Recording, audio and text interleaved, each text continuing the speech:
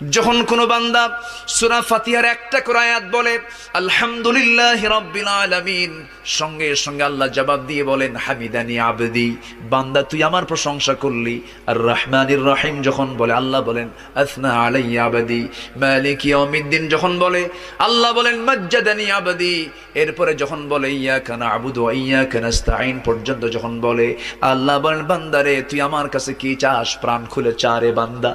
ইহদিনাস সিরাতাল মুস্তাকিম থেকে শুরু করে নিয়া ওয়ালাদ-দাল্লিন পর্যন্ত যখন বান্দা বলে তখন আল্লাহ বলেন বান্দা নামাজের মধ্যে এমন প্রেমের খেলা খেললি বান্দা, তুই যা চাইলি সব আমি আল্লাহ কবুল করলাম।